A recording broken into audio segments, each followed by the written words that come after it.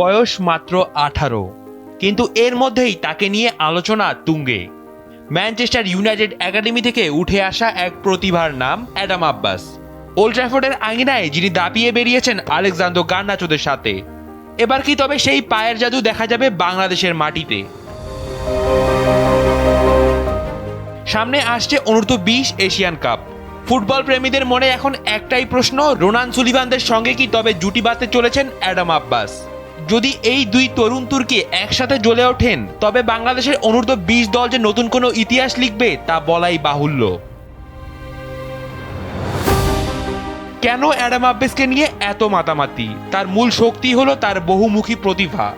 তিনি একজন versatile winger, যিনি রাইট উইঙ্গের পাশাপাশি সেন্টার ফরওয়ার্ড হিসাবে সমান কার্যকরী।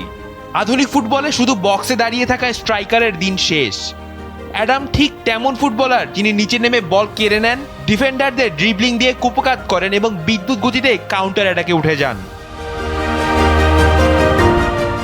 অ্যাডাম আব্বাসের শিকড় মিশে আছে বাংলাদেশে।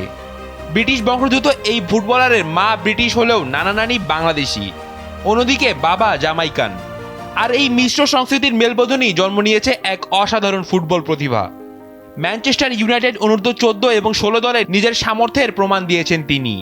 এরপর মাতিয়েছেন বার্নলির অনূর্ধ্ব 18 দলের হয়েও। তবে মুদ্রার উল্টো পিঠেও দেখতে হয়েছে তাকে।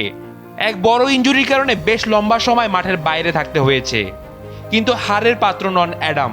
ইনজুরি কাটিয়ে আবারও চেনা ছন্দে ফিরতে মরিয়া এই উইঙ্গার। রাফিদ বিন ইসলাম, সময়ের আলো।